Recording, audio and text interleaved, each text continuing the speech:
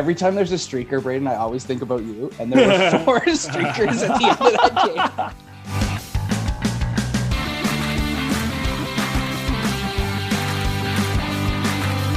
Hello, welcome to HatTrick. I'm Jordan Dallar-Coltman, joined by Braden Dallar-Coltman and Elliott Tanti.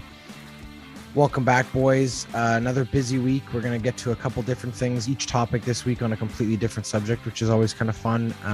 But before we get to that, how are we feeling? The two of you are in Edmonton. The temperature's starting to drop on you, are they, Elliott? Yeah, but that doesn't stop me. Ole, ole, ole, ole, ole, ole. And Braden, how about you? You got your warm and woolies on? The flurries have commenced, and if the Oilers keep winning like they did tonight, maybe another flurry will commence. All right, here's topic 1. All right, well, Elliott teed us up there in the intro. The first thing we're going to discuss today is the CONCACAF World Cup qualifying tournament that continues on. The last we spoke of it was after Alphonso Davies' absolutely miraculous goal in the previous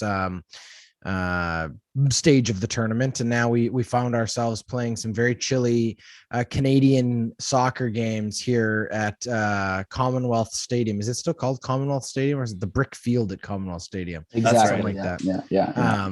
We got to get the sponsors' names in there correctly. The Comries. That's right. So anyway, Elliott, I know you were there, Long Johns, I'm sure, and all. Did you go to the Heritage Classic all those years ago? And was this as cold? Go ahead. No. The Heritage Classic was brutal. That's legendary. That was like legendary bad. Like the Heritage Classic was so bad that the teams like got to hit each other. It was like -20. The ice was frozen. The ice, yeah. The ice was too cold.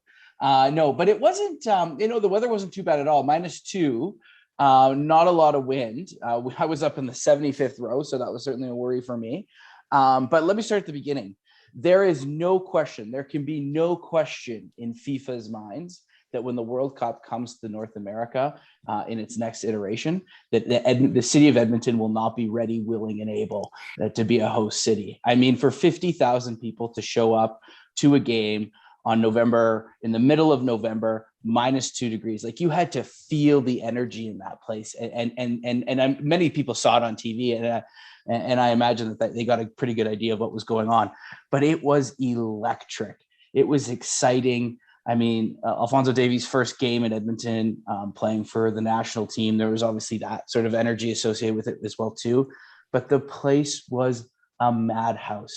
And it was so exciting and so cool. And there was an energy at Commonwealth Stadium that I've not felt since the glory days of the Elks in the late 90s, early 2000s. Like the place was just bumping. And the diversity and groups of people that were there, young, old, people from, you could tell, from all parts of the world, people from all parts of Canada. I heard multiple people talking about how they'd flown in to see these games. The excitement was palpable, and it was awesome. They have some work to do in terms of logistics and getting people into the stadium, I'll say that. But other than that, it was so awesome to be there. I was so happy I made the decision to buy the ticket, and it was just an awesome, awesome environment. Braden, I know you weren't there in person, but thoughts on this weekend? I know they play Mexico, I believe, on Tuesday, and continuing to plug along. They won the game. Which is obviously the cherry on the top of all of the celebratory parts of having some home games here. But it's more important and most important that they win, as they're trying to secure that one of those top 3 spots to get into the World Cup next December. So your thoughts here, Braden, as we continue to see Canada do what they're supposed to be doing. They're winning. They're getting an opportunity. Obviously, Mexico will be a tough game, but I believe Mexico lost to the States recently. So Canada has a chance, don't they? Yeah, I mean, you kind of said all of what I was going to say in the question that you just asked, but it is awesome that they won, and it's awesome because this is a team that was above them in the standings, and they've got a tougher task in Mexico coming up. But the excitement that was at Commonwealth Stadium, I would think was electric, and I remember seeing David Beckham way back in the day when he came and played. There was an exhibition against the Whitecaps before they were in the MLS, and the place was really excited to have soccer there. So I think it's going to be another really great game. Hopefully it doesn't get too cold. Like, they're playing on turf, right? It's not grass. No, it's not. So that cannot feel good. Like those slide tackles and those, like, it's got to be miserable for, I mean, specifically the players from Costa Rica, because I'm sure there's a handful of them that have never experienced this kind of temperature, especially playing it. So I think the favor is in, Canada's game, but it'd be fun to see it again. Just another game. Yeah, I think what's exciting for Canada is that this is, men's soccer has been for so long sort of an afterthought. Obviously, the MLS has done well in some of the cities that it is in, and that's definitely true.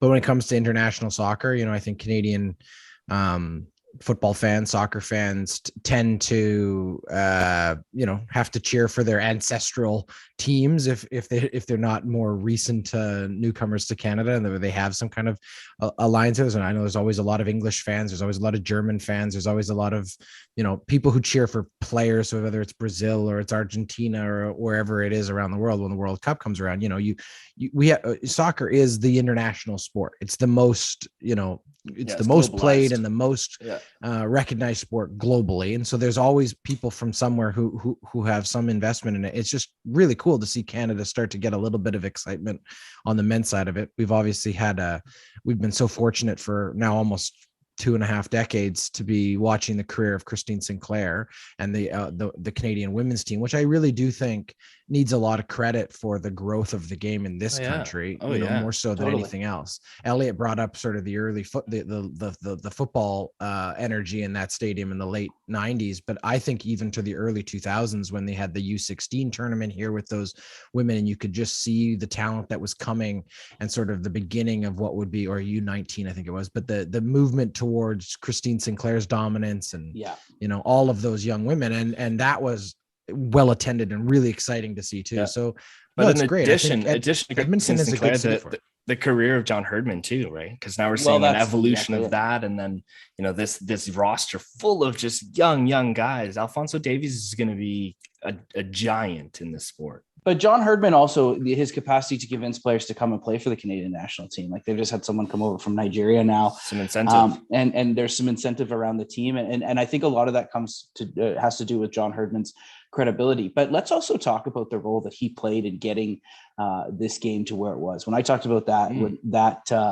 that atmosphere and that 50,000 people, John Herdman was everywhere and has been everywhere for the last 2 weeks in Edmonton. He's done every radio show. He's done like Oilers broadcast. He's been at public events. He's been talking to people. He's really become, in the city in terms of generating excitement. A lot of that excitement has to do with the passion and the way with which he's spoken about the game. And he's got lots of credibility because as Jordan said, he built that women's team and he's now, and he knows what that's like and he knows what can be accomplished. And I think there's a similar excitement that U16 or that U18 team, that women's team that came through is of this men's team, because everyone is still so young and they are so good. They are so dynamic. They play a really interesting style that's like that's sort of South American, but has some European structure to it. It's like very interesting. And that's John Herdman. And that's the nature of, we're developing a Canadian soccer brand and a type of style. And I think that's just so exciting. Awesome. Well, we'll wait and see how it goes for the young men on Tuesday as they play Mexico back in Edmonton. And then moving forward, the next set of games will be in January. So long way to go still, but huge optimism. And obviously very quickly, these results are piling up for them. And it's fantastic to see. All right, that's topic one. We'll leave it there. Hey, guess what? The Ordinary Podcasting Network has a brand new show. If you're a fan of HatTrick Sports, then I promise you are going to enjoy the Backyard Basketball Podcast. Braden Delacoldman, who is one of the hosts of this show here, HatTrick, hosts an amazing basketball show with one of his best friends, Christian Steck. Together, the two of them will break down the NBA, news from around the basketball world, and get you caught up on everything you need to know. It's fun, it's fast, they have great conversation and banter, They love basketball, and you will love the Backyard Basketball Podcast. Subscribe anywhere you get your podcasts, and you can also follow them on Instagram at backyardbasketball_podcast. Okay, topic 2. We're going to pivot again. We're going to go to hockey, but we're going to talk a little bit about some, it's kind of been like the big story all week. A lot of the media surrounding the game has wanted to dig in on it and have different kinds of conversations. Before I do anything else with it, I do have to rescind. About 2 weeks ago, I took my hat off to John Tortorella. Yeah, you give me that hat back, you moron. He's stirring it up. Imbecile. If you don't know what I'm talking about, we'll get to it in a second, but let's just start it off this way. What we've seen early this season is a continuation of a frustrating trend that I think a lot of Oiler fans and frankly, I think a lot of hockey fans are now starting to recognize, where some of the best players in the league, and in our case, specifically Connor McDavid, seem to have a different rule book called against them than maybe some other players in the league. It seems to be a pattern where in the last 3 or 4 games, we have seen blatant tripping and interference and hooking calls, obstruction calls, let's call them, when McDavid is attacking in the offensive zone, predominantly tripping because he's been pulled down at the side of the net. Today he was pulled down right behind the net, and I believe in the game against the Red Wings he was pulled down near the hash marks. All 3 like blatant trips. Today the stick literally broke between his legs of the opponent that had his stick in between them, and no calls. Not on any of them. So a lot of frustration there. Obviously, McDavid has done his best to, I think, remain somewhat respectful in how he's dealt with it. When he's been asked in the media, he certainly hasn't gone off in any way like we've seen some athletes go off. I'm sure he has some choice words to the referees on the ice. We've seen that occasionally. But obviously, he is where he is. Both his coach and more aggressively, his agent defended him this week when asked about Dave Tippett was asked if he thought it was a trip. He basically responded to the question saying, "Oh, you saw that too," meaning, of course, it was a trip. I'm glad that you could see it, because if I could see it, why couldn't the referee see it? If the referee, his agent, then tweeted much more blatantly and much more aggressively, angrily saying, "How on earth is this not a trip? This is ridiculous." And it is. It's frustrating. The question is, are we seeing this being called this way because it's Connor McDavid, because he's going to he'd be drawing penalties on every single drive if they called it textbook, and if that's the case, isn't that how it should be called? Like, where do you come down on this, Braden?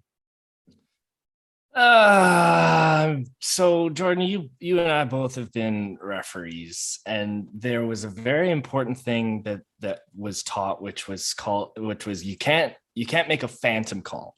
You can't call something you don't see. So that aside, my argument here is it's frustrating as a fan to see this. It's so frustrating when you could blatantly see something happen, like a trip on Connor McDavid, when the guy's moving at top speed and then all of a sudden he's on the ground and you don't see it. Something wrong there.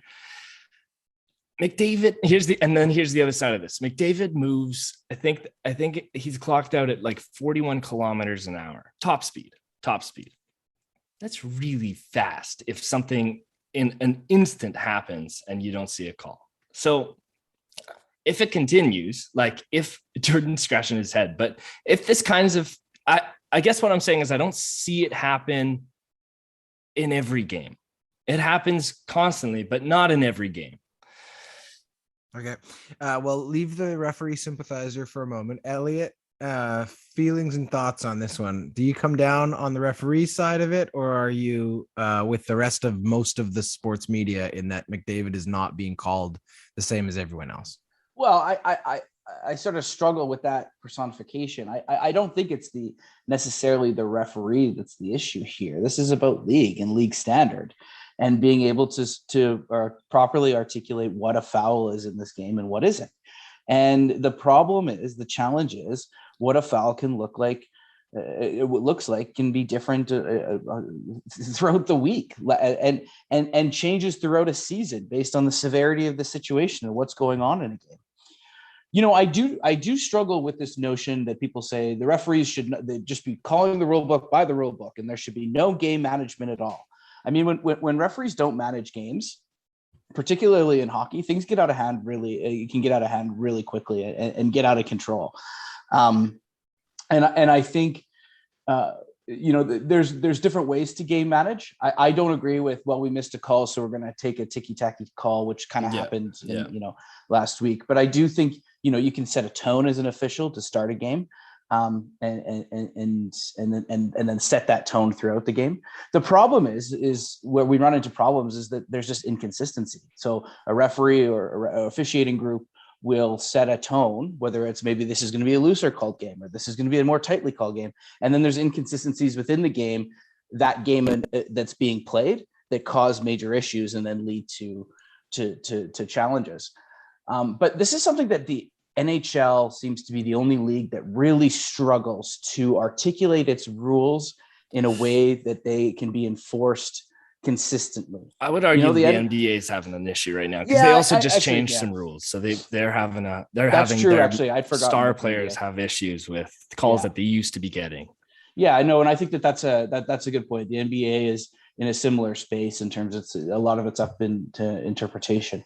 But I think this has to do with just sort of inconsistency in terms of what a foul is and the articulation of that. And it's culture, and it's referees that have been around for 9 years, but that have built up these relationships with the rules since before that.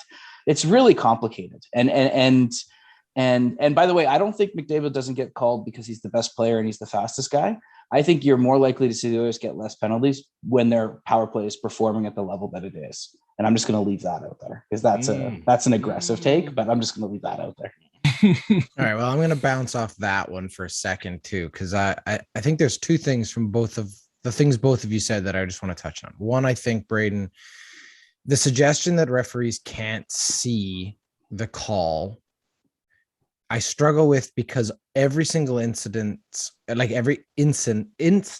have seen in the last few games, I'm thinking of the tripping missed call in Detroit, the missed call in Buffalo, and the missed call in Boston specifically. I guess there was a missed call tonight as far as I was concerned. I believe it was a missed call. So that's the last 4 games.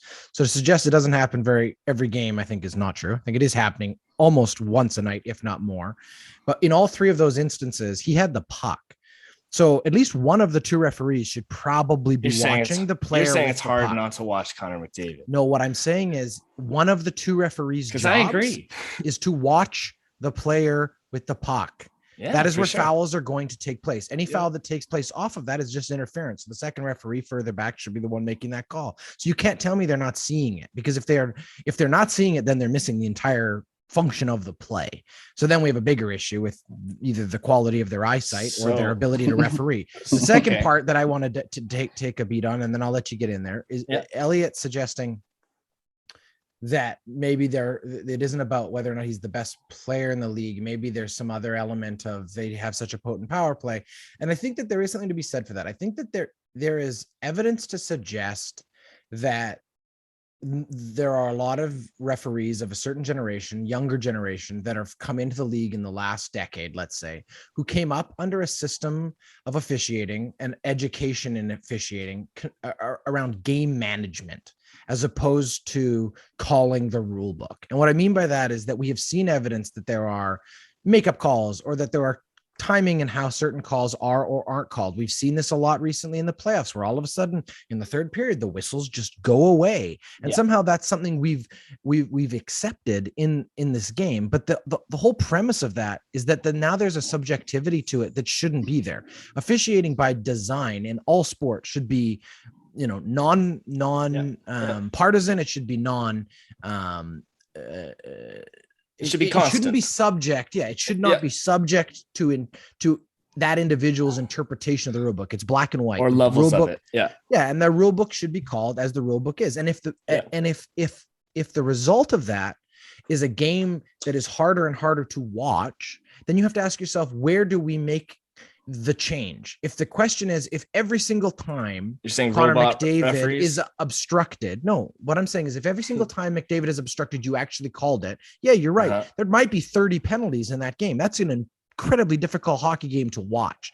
The question here is, are we asking our referees to manage the games for the purposes of entertainment, or are we asking them to call the rule book? Then the question is the referee the problem, or are the way the players are playing the problem. And the way the players are playing isn't going to change until they're penalized for that. Do you know what I'm saying? So we have to think about what part of the game do we want to change here? And in my opinion, when I see the best player in the world, and it's not just McDavid, there are examples of this across the league of some of the other elite players who are making scoring chances happen with their feet, are being prevented from getting those scoring opportunities to the net because of tripping or obstruction, then I want the league to jump in and make a change to how that functions. Okay, so how long has this been going on though for? How can't you argue that this has been going on forever? Referees have always made calls. They've always changed the way. Like, are you saying that it should be? I mean, obviously it should be better. Like in terms of the way that the statistics on what call is accurate or not. Yeah. I guess because then the opposite of all of this is, does Connor McDavid take on education from Alphonso Davies and learns how to, make a flop like a soccer player to? No, because then he'll be called for diving, which we saw the other night too, which is a rule. So embellishment, which we did see the other night from Tony DeAngelo. Like him or hate him, it was clearly embellishment, right? Yeah. And there's a penalty there. I think the point, Jordan, you make around do we want 30 penalties in the game or not is a good one. I think. And if you were to accurately call the rule book, that would certainly be the outcome to start. But I think if you're talking about your second point, which is like, how do we adjust players' behavior? Well, when coaches start benching players because they continually end up in the boxes, or and referees continue to be consistent with their calling throughout, then you'll start to see that number drop. Are you ever like there's, and so I think. The problem is what the NHL has done is just like they did this year. They pick one specific thing.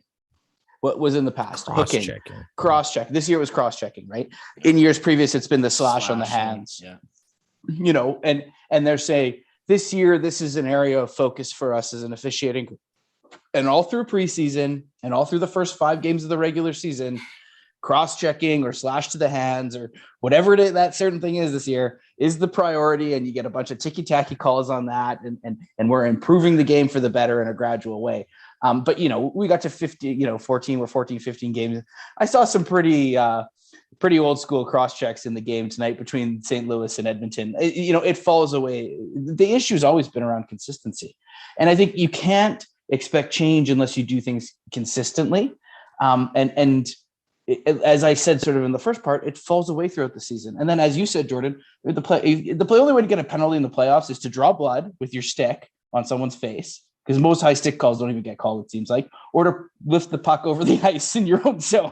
Those are really the only, because you have to be a shade short of murdering the guy. They are hard sort of rules with it's very definite in terms of like your stick hit him in the face and he bled, you shot the puck, it went out of the zone. We don't want to fuck up in the playoffs. So we won't call anything. We can't fuck up that way. But and I think that is sort of funny in this sense. But I think what you're asking for is probably too extreme, Jordan, but it might be the only solution. The other thing, I just want to put this out to you guys as a question. Hockey is a lot better in terms of the obstruction stuff and the tripping and the holding than it was when we were kids watching hockey growing up. Oh. So do we not want to commend the NHL in some ways for having done some of this better? Well, and maybe it's too gradual than what we want, but that it has been a gradual increase. Jordan's going to say commend the NHL. Well, I think you're right in one part of it. I think we came out of a lockout. The lockout that took out an entire season, as I recall, when they came back from that in 2005 or something, there was a real push towards the removal of obstruction penalties, right? So obstruction hooking and all of those kind of things became really heavily enforced. And I do think it shifted a lot in how the game was called. That's true. But again, going back to this specific instance, I think what's difficult for me is that two things are occurring. One, when you see a pattern of behavior from multiple different referees, it tells me that there's a systemic issue with how these referees are being either taught to call the games or being told to call the games. Agreed. Right? And that's my issue. When you look back at that Boston game, Slater Cuckoo's trip where his stick got caught up in the feet of an opponent. I think it was Brad Marchand, both fighting for the puck, and Brad Marchand fell down. It was called a trip. The same period, Connor McDavid is cutting to the inside of the opponent's zone around the dot in an aggressive offensive move where he is at high speeds, high risk place. The defender puts his stick in his feet, trips him, and he slides into the post and then into the back of the thing. Two things are one. Number one, you've removed the scoring opportunity from an offensive player. Number two, you've put that player in danger physically, right? And there's no call. And for me, I look at that and I just think, like, how on earth can that referee justify that? If he was showing both plays and was said, why was one of these a penalty and why was the other one not? I'm not? sure he regrets it now. He must have seen these calls and been like, he must have. They must. But to Braden, let's be honest. It hasn't been the same. It hasn't been the same group every game for the regardless.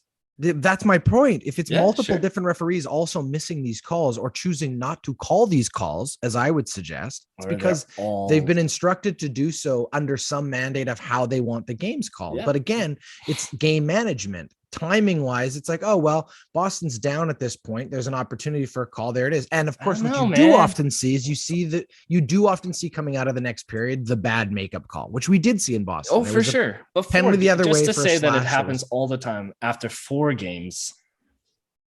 I'm just saying, if you go back and look last year, I would bet you that the number of scoring chances Connor McDavid had that were limited by some type of obstruction, hooking or tripping, contrasted to the number of penalties that were drawn on those plays by Connor McDavid, you would see a dramatic difference. This is a very specific statistic. It is. But the point being, when you are that good, yes, you have to expect some level of obstruction on every single play. That's the truth. I accept that argument. However, he's real fast, man. He's real fast. Sometimes he scores and I didn't even see it happen. Oh, it doesn't even make any sense. All of a sudden he was through either 6 change guys the on the rules ice. or call the rules as they are. That's my argument. I think that's totally fair. Here's an interesting. So here's the funny thing. There's that amazing goal that Connor McDavid scored against New York, right? I haven't seen it yet. Obviously, no one's seen it. Obviously, there's an interesting statistical breakdown on that play. Obviously, no one in that play from New York committed a penalty, which might have been a problem, you'd think, because he embarrassed 4 players. But actually, statistically speaking, Connor McDavid's shooting at 17%. The Edmonton Oilers power play is about 40%. So for them, it was a better chance for them just letting Connor McDavid walk in and try and shoot at 17% rather than putting him on the power play for 40%, which maybe speaks to why the Oilers aren't getting the calls that they usually get. I know one of Braden's favorite coaches for quotes in the league is Paul Maurice in Winnipeg, and he was asked after that New York game, how would you have defended that play or asked your defenseman to defend the play? He says, I don't know, tackle him. Because that's just the truth of it. The last piece of this, I did want to throw it there because I teased it at the beginning. A big part of the criticism I think that's come McDavid's way here is there's already this suggestion that he's sort of whining too much about this or complaining too much about this and all of these things. And I mean, John Tortorella was one of the more retweeted examples of this, where he basically said, you can't just be a crybaby. You gotta suck it up and take it. And if you get tripped, whatever, but if you keep complaining to the referees, you're just never going to get the call, which either says one of two different things, that he knows that referees make subjective calls based on whether or not their feelings are hurt, or he's being the old school type of hockey coach that he's known to be, which is to suggest that, you should just shut up and play. But do you think McDavid and the Oilers need to just accept this is the way it is and not to sort of say anything about it? Or do they need to continue to complain about it, even to the point where maybe they suffer a fine or some type of retribution from the league to make their point? Let me at him.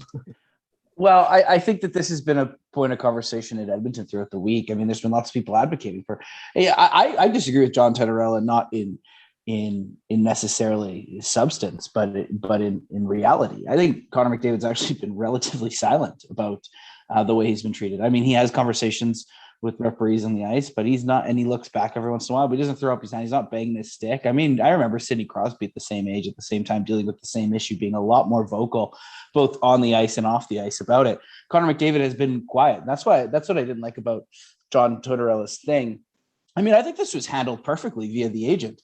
There was lots of people calling this week saying Tortorella needs to take a fine and say, or not Tortorella, Tippett needs to take a fine and say something, or Holland needs to take a fine and say something right now.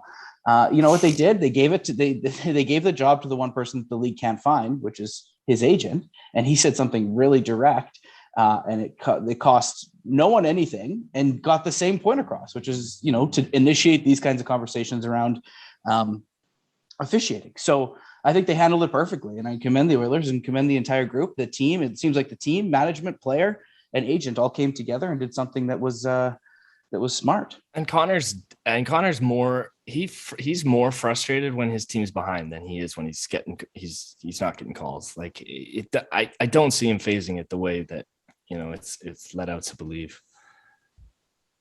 So you think it's sort of overblown? The media is trying to make him into a bit more. Yeah, he's playing the game. He's a very intense player, and that's why he's the captain of this team and the best player in the world. He wants to win. That's it. So if he's feeling he's not getting calls, well, he probably feels like he should be getting calls. Well, and inconsistent officiating isn't just a consequence of that Connor McDavid feels. That's something that better half of every player, the top 10% of the players in the league feel. So, and it's not like he stops playing either. It's not like he just goes to the refs, you know, complain about this. He's gonna tell them. They're there to do the job of officiating the game.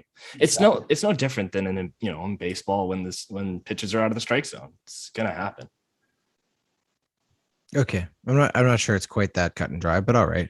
Well, I think players are going to take it upon themselves to speak up when they feel like the officiating is sure. I'm not saying but I'm saying in terms of like where the strike zone is, and if it's way out and they're getting strikes, players they're going to take issue with that. Yeah, right. All right. Yeah, fair enough. All right. Well, I don't think we solved anything. No, but we dug in a little bit on it, and as Braden said, we'll wait and see. It's still early. Maybe this is a trend that does have some form of outcome. Maybe some of the heat surrounding it does eventually seep up high enough that some conversations happen in the officiating side of it. And who knows, maybe we will have a game in the upcoming weeks here with 30 or 40 penalties, and not because there was a line brawl.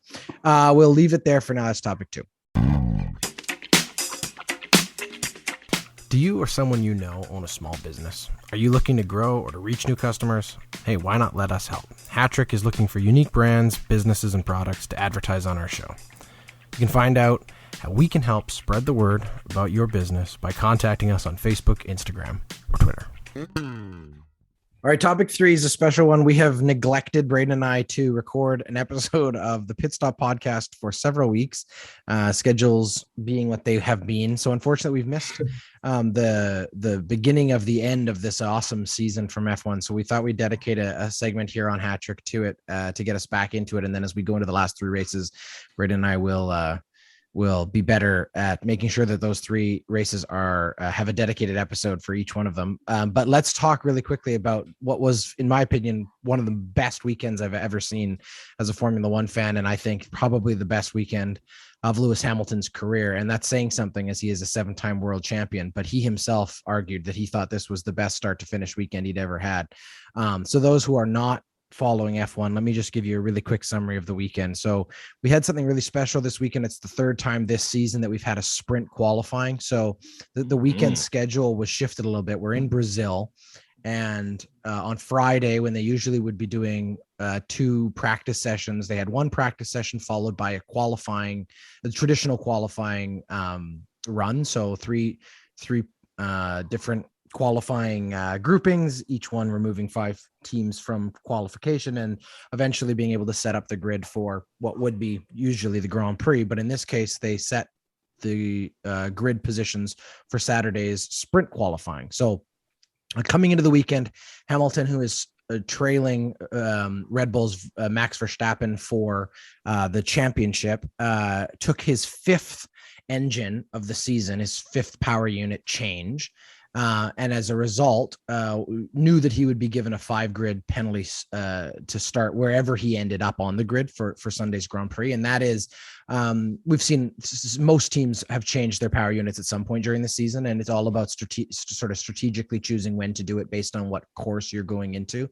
In Mercedes' case here, knowing that they had a very good overtaking course in Brazil, they wanted an opportunity to have a healthier and fresher engine than Red Bull.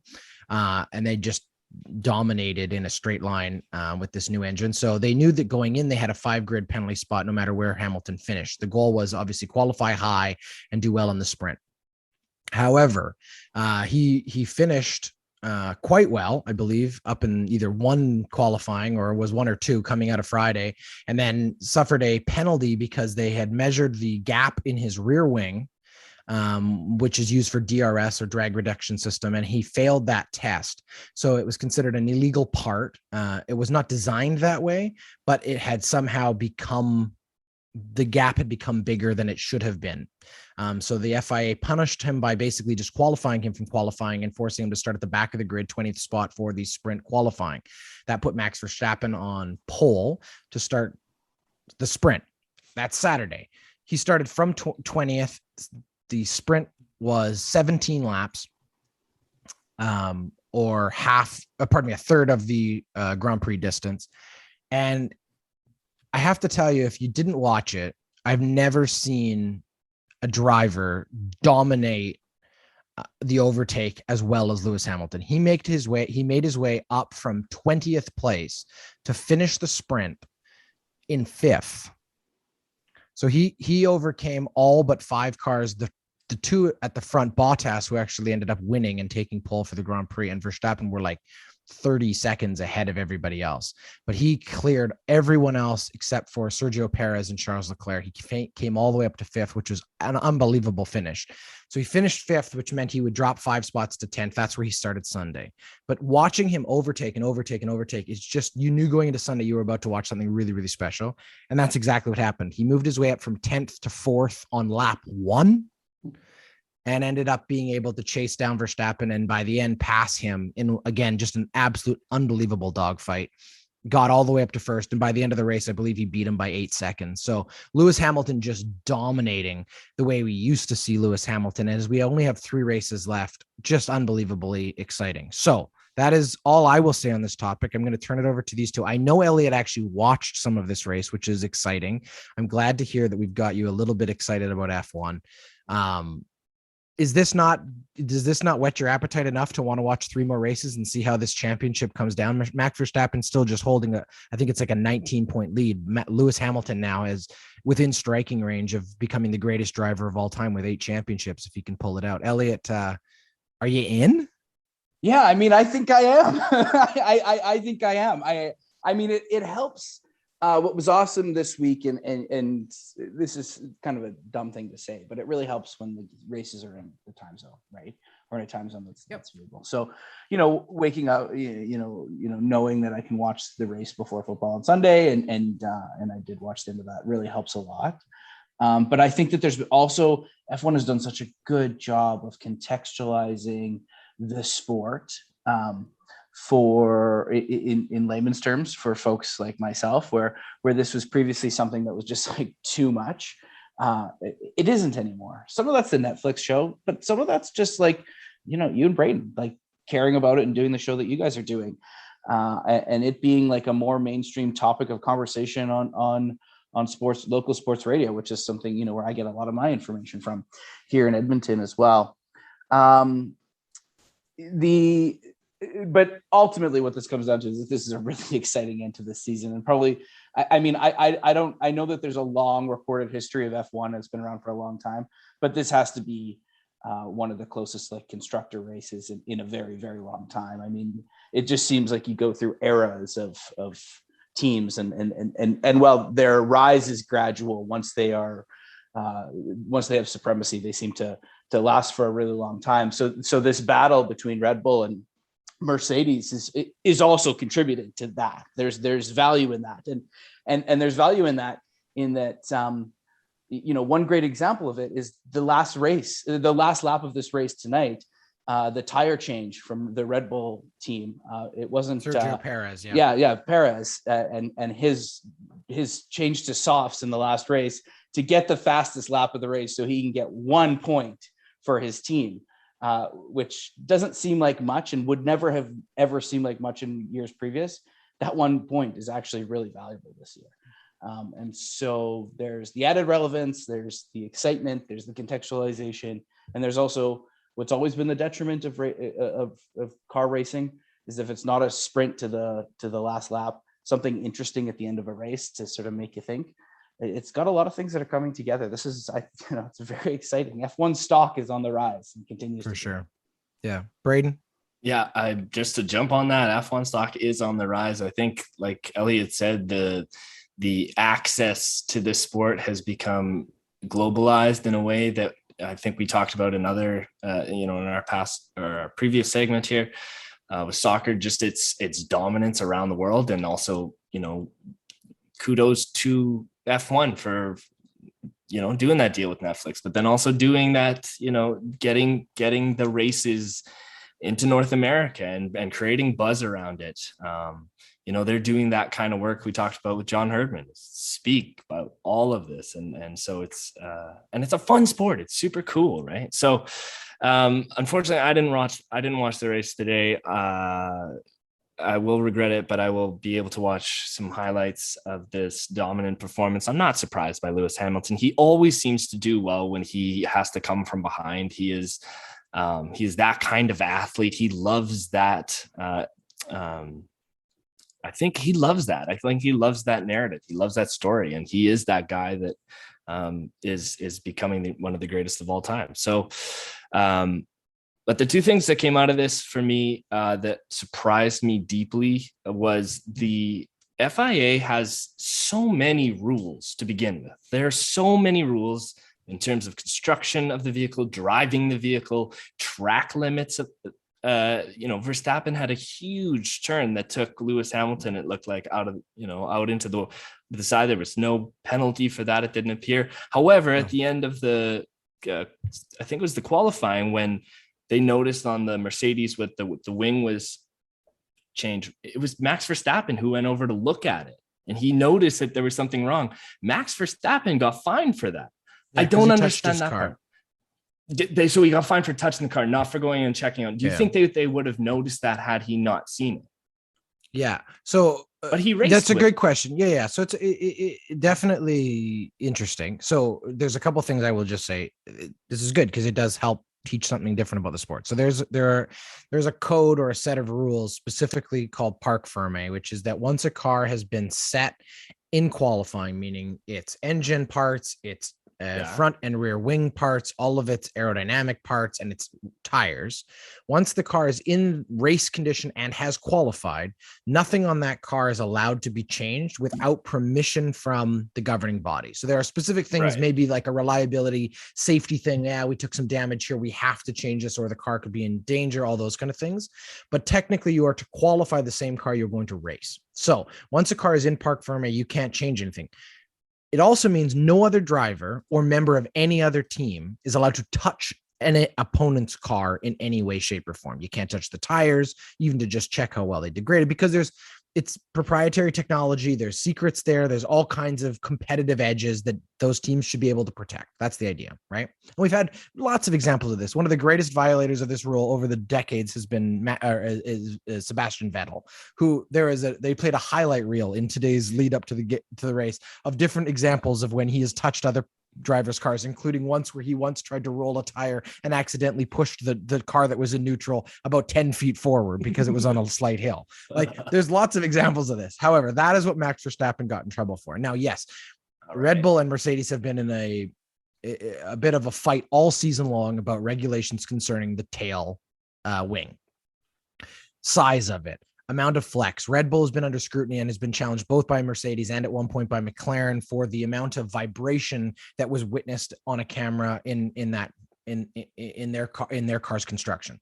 Last race that Verstappen actually won, prior to the race, they had to put like airfoil, tinfoil stuff on his car to ensure the integrity of the back wing because they were worried it was going to break apart. And there was no penalty at all for doing that in Parc Fermé rule. So there's lots of these kind of, like you say, it gets very specific and it gets very kind of detail oriented. That can be frustrating, I think, both for a fan and in this case for someone like Toto Wolff, who's running Mercedes, going, is there not a double standard here? Well, the double case standard of what is they got punished for. Lewis Hamilton got fined for unbuckling his seatbelt. Yeah. Well, and again, the rules, right? And you have to call, and they do call them as they see them. That's the problem with this one. There's an instrument, I believe it's 38 millimeters round. It's basically a ball on a stick, and they have to be able to put it inside of that gap, and it cannot pass.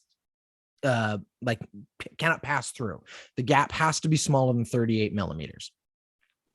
In the instance here with Mercedes, at one side, the left side of the rear wing, it did not pass through. On the opposite side, it did, meaning something was out of balance. They argued, look, these are the blueprints. This is the design of our car. This was not an intent to cheat. Something happened here. We don't know what it is. There's no suggestion Max Verstappen did anything when he touched the car, but you're right. Maybe he was already investigating it, looking into it. He was curious about it because there's something there. But we'll wait and see. It did also cause some great fun drama, going back to our conversation about McDavid and about maybe complaining. Toto Wolff, if you don't know, is the CEO and head of Mercedes racing unit. And he's an absolute just amazing character, right? He's this German stockbroker who left the financial sector to become the head of the principal of an F1 team, and he runs the team like a scene out of Billions. Like, it's unbelievable, just the sort of pompous nature to this German, almost oligarch. But he's fantastic in interviews, and they interviewed him just before the race, basically saying, like, how do you feel about this? And he was like, I don't know. Everyone's out to fuck us. Everybody's out to get us. He was irate. He was angry. He was all kinds of things. And then when they cut to him after Lewis passed Verstappen, he looked right at the camera and basically flipped them off, was like, fuck you. We fucking did it. Everybody's out to get us. And that's, I think, this mentality that the culture around Mercedes is. They know they are the big bad wolf that every other team is trying to find the smallest edge against. Red Bull's now trying to challenge the smallest technical thing because Mercedes is dominated for the entire hybrid era since 2000. Yeah, it's also Fred Horner. Fred Horner. Christian Horner. Christian Horner. He is like he's a little weasel. He's infamous. That's the Red Bull guy, right? That's the Red Bull guy. Yeah. So those two, their rivalry is what's so great about this whole thing. So when we're talking about accessibility of the sport, this is one of the things that I think F1 has done really well, is that if you really care about it, you care about the ball that has to fit through a thing and the wing on the side. And I love you, Jordan. Elliott, how much? But that is not why I'm showing up at 10 a.m. on Sunday. Right. 100%. To talk about the ball of that thing. No, but what is, to your credit, is the Christian is the rivalry between Christian Horner and Toto Wolff. Christian and totally, and it's just so visceral in sort of all things that they do, and it's what they've done so well. And I think when we talk about contextualizing it, that's really what the Netflix series has done. Is it's given a personality, even someone, the other one, and I'm going to sound like such a cliche to you guys who are much more invested in this thing, but even Daniel Ricciardo's response to being disqualified because he was too swervy on the straightaway, and is Max Verstappen, or Daniel Ricciardo said something like, give them my Ricards, right? And exactly. Daniel Ricciardo's got this sort of like but he's this handsome kind of bad boy, but he's got a personality about him. Like, he's done Ellen, they've just done such a good job. Yep. No, it's characters, just, bringing right? the minutia of what you were talking about into such a more accessible place. And Elliott, I think how much do you want to bet? How much do you want to bet Jordan's read the entire FIA rule book? Oh, I would. Because how many centimeters was it again? The ball, 38 millimeters. Right. yeah. All right. But I never read the whole rule book. I did the instrument. He knew about the instrument. He knew exactly what they had to use. Okay, well, this is because some of us some of us watch the race on Sunday. Some of us watch the weekend. Yeah. Because the entire weekend is where the drama is, and that's where all the excitement is. You basically have 3 different days of 3 different things, right? So Friday you get to watch them. Austin. Oh, totally. But you get to watch them test the cars on Friday. They try different things. They try different setups. And if you're interested in the car technology, it's fascinating to watch, right? Because these guys have these 30-minute windows where they can go out and try different things, differentials, different brake pressures, different all kinds of things. It's awesome to just learn about. And there's great coverage. That is the thing. I agree with you, Elliott. Like the accessibility, but also the way the sport is covered. I think we don't see, maybe a little bit in the NFL pregame is the only other example of like the kind of access that these guys have. But they have a reporter who literally can walk into almost any pit garage and just pick a guy at random and ask him questions. Like the access is unreal. And that is what develops those characters, the way the Netflix show does, and all of that. It's fantastic. Oh, totally. You feel like you're in there. Beyond that, where else? Like you're not hearing the conversation between the QB and the coach in the NFL. Oh yeah, there is a conversation that's going on in there, but it's happening. Like you hear the drivers talk with their engineers, their engineers, and then at the end of the game, obviously, or at the end of the race, obviously, you know, like Toto Wolff was on there tonight, and it was very interesting to hear his response and the celebration too. But you get that it's very intimate. It's very intimate. Oh yeah. No, and that's a big part of it too, right? There is the level that we're watching. If you're just watching like the TSN broadcast, that's one level, but the amount of access F1 gives to their fans too at a premium. So if you pay for like the pro account on the F1 app, you can watch live telemetry of every single car. Wow. You can watch the same data that the engineers are getting. Are you serious? How many revs per engine? Where's the heat in the tires? Where's the degradation on the track? All of that information you can get because that's incredible. It's just broadcast live because it's just part of the sport. Every team has access to it. It's not secret because it's there. And so it is broadcast out Every there. team has information on other cars as well. Yeah, because they have like the information is being broadcast. It's part of the package that's being presented. Just with his phone, he's just checking in on the telemetry on his 100%. Well, they don't. They've got 1,000 screens, but the things they're looking at on pit wall, you can watch basically, and you can start to see like, actually, the durability of the McLaren engine is.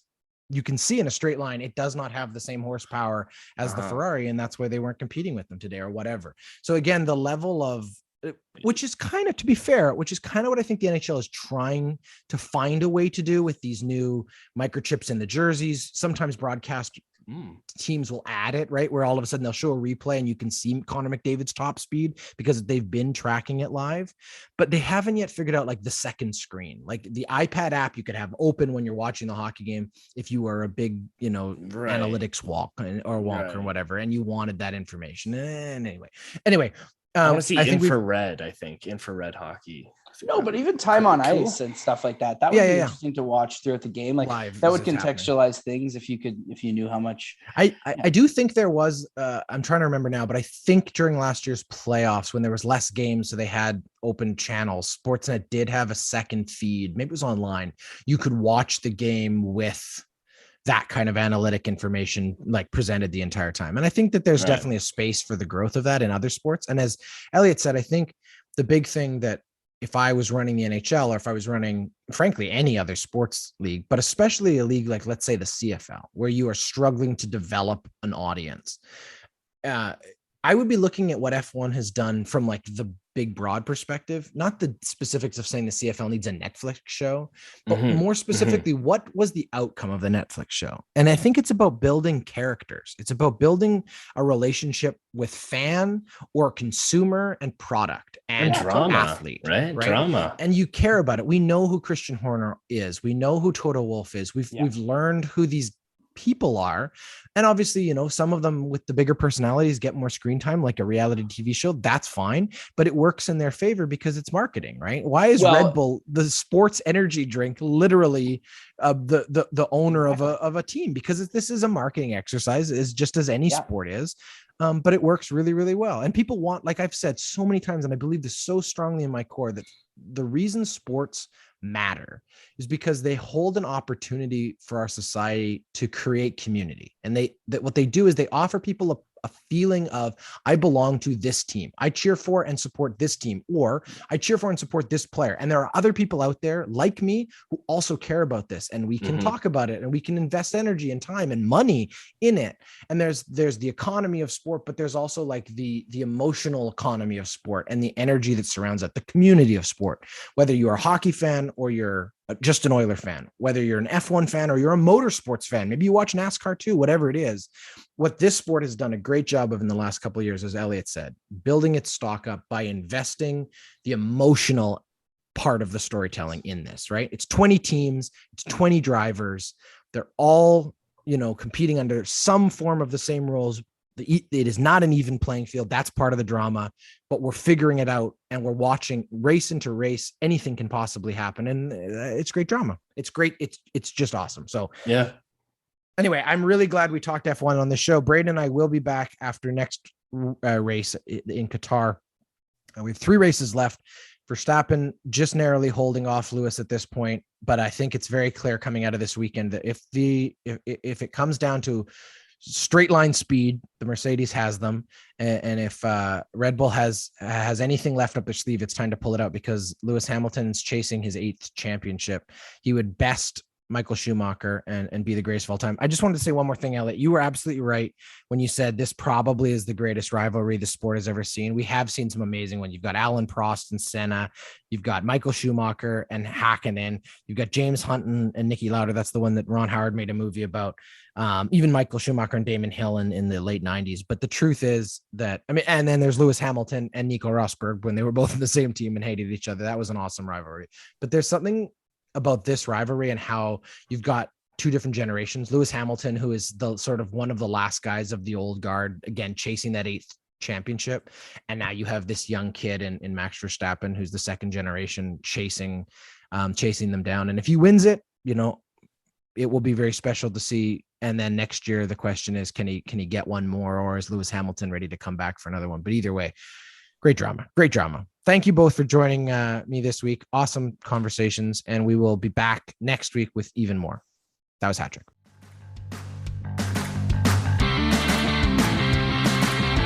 HatTrick is a member of the Ordinary Podcasting Network. It's produced every week by Jordan Dowler Coltman and Braden Dowler Coltman.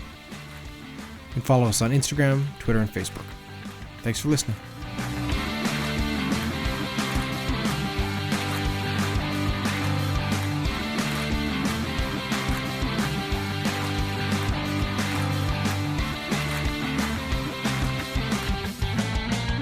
The Ordinary Podcasting Network wishes to acknowledge that the lands on which our conversations take place include Treaty 6 territory, the traditional meeting ground and home for many Indigenous peoples, including the Cree, Dene, Saulteaux, Blackfoot, Métis, and the Nakota Sioux peoples, as well as the unceded territories of the Coast Salish peoples, including the territories of the Musqueam, Squamish, and Tsleil-Waututh nations.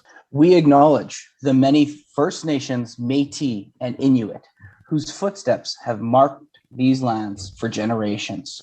And we extend our appreciation for the opportunity to live, create, and share stories on these territories. The Ordinary Podcasting Network intends to engage in conversations and dialogue which acknowledge that reconciliation is not a destination, but a journey, and that we remain committed to practicing our craft in a decolonized space.